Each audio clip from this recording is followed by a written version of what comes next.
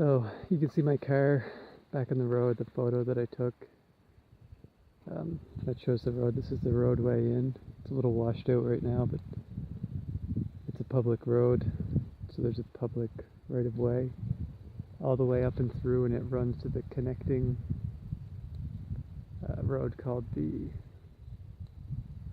don't know what it's called. People call it the Ripper Road locally, but I know that's not what it's really called.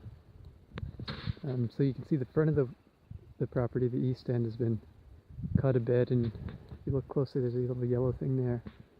That's the corner post of the property. So we took some of the big softwood trees and some hardwood as well. We left kind of a hardwood boundary along the edge of the property of large trees so they can seed out for the sections that have been cut. And this cutting was done probably for 100 meters or so, maybe a bit more than that actually. So I'll keep walking and I'll do another video soon and you'll see the back. So we're probably halfway up the property now, give or take.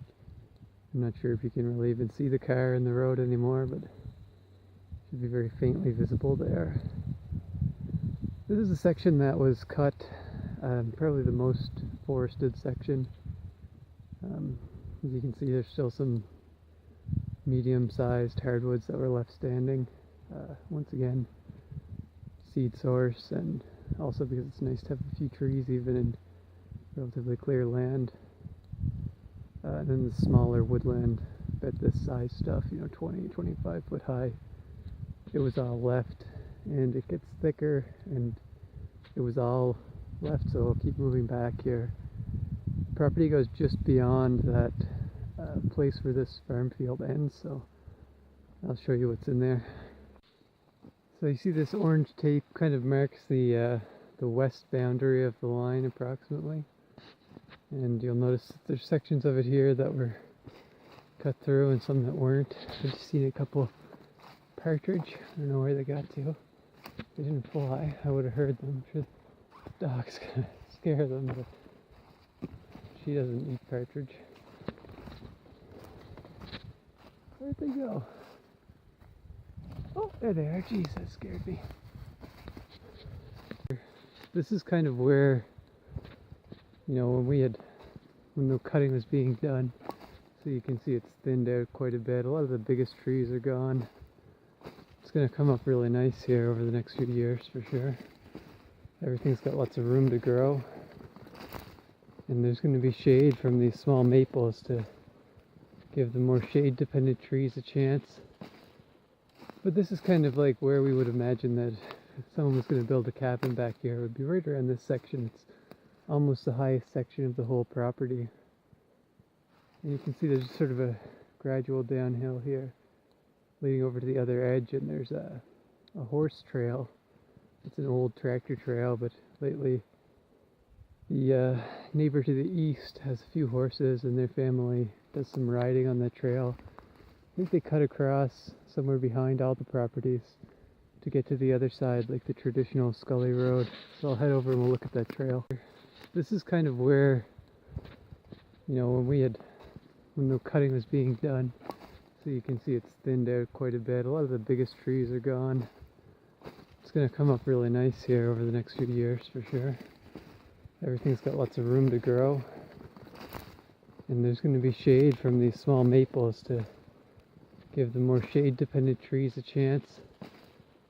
But this is kind of like where we would imagine that if someone was going to build a cabin back here, it would be right around this section. It's almost the highest section of the whole property.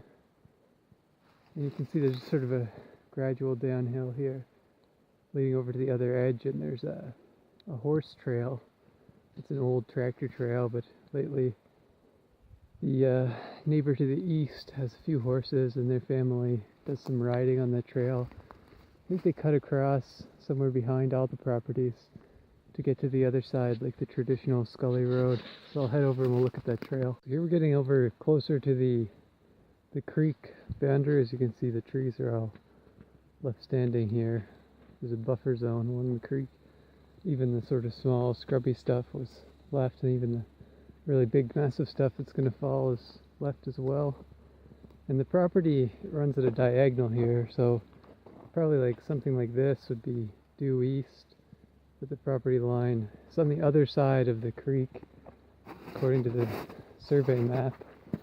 Just some rough flagging tape that was used to sort of mark to where how far we could go. Oh, wow.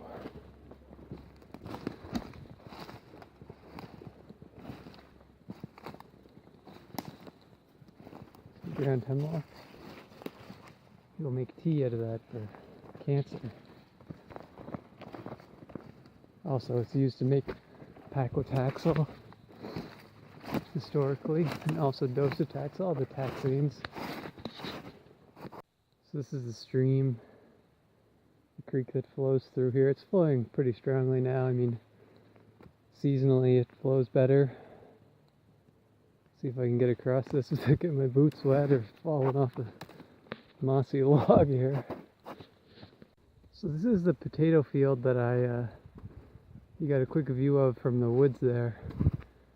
And this, where it borders onto this field here, this next field, this is as far south as the property goes. Like, we were on the south border of the most extreme, but the borderline, like I said, it runs at a funny angle through the woods there. And it meets up. I know I did see a corner pin in this. You see this trail coming up here. There was a corner pin there. So I'll see if I can capture that. This is the south side trail. I'm looking back up at that field I said was the furthest south boundary. This trail runs along the south border. There's a piece of tape which would mark, pin a marker at some point, but there is survey pins around. I'm watching my footing here. Pretty icy. I'll keep going. I'm on that trail still. This is the creek. So the survey pin, it's on this side of the creek, like the east side. But I didn't see it, and I took a little walk in there. It's kind of tricky walking, but this is relatively large trees here. They would have been not harvested for a couple of reasons, but one was access with the creek, and the other is the creek itself being a buffer zone.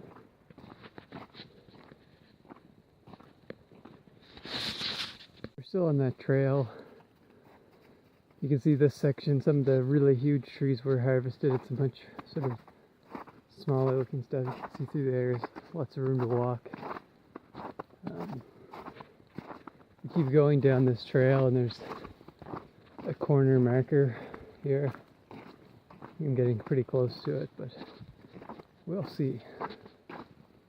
Come up that trail quite a ways and you can see there's a trail cut through here. Some of the large trees were left standing. They probably were looking for stud grade wood, and those would not have been. So we'll keep moving up the trail, looking for the marker tree for the corner. So here I am, just probably 20 meters up from that trail I just showed you, and this is where the marker tree is. You can see there's the tape line that was used. And I think this one of these trees is being used as a corner marker. I can't find the one, but it's here. Yeah, so this is the, you can see this is the west border. If you see a bit of orange there on the trees behind me. So some of the biggest trees were cut down here. I'm just managing a deadfall actually right here. So that's the reason why it's important to harvest trees, I guess. Save them from falling down.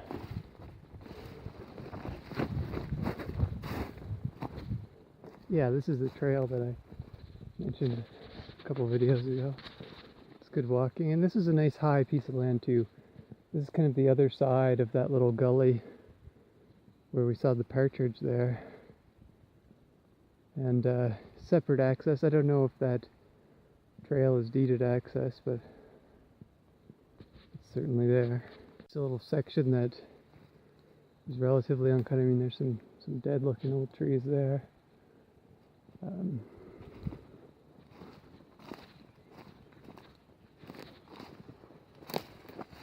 But this was kind of what it was like throughout all of it. Maybe where the big trees were cut down closer to the north border, the trees were a little bit more mature, but there's a big tree. My goodness. Yellow birch. Humongous. I always like to leave those ugly trees when the harvest is going on. They don't tend to grade very well, and nobody wants them for firewood. And they can seed out, and they provide a lot of shade. It's a really big tree, by PEI standards anyway. View of the harvested section. It's cradle hilly for sure, big trees pulling up earth with them. But it's easier walking than small softwoods like it was before, that's for sure.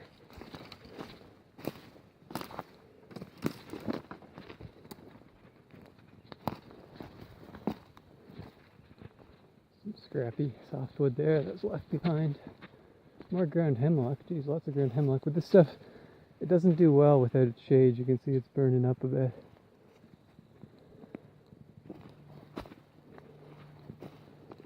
We used to harvest that when we were kids.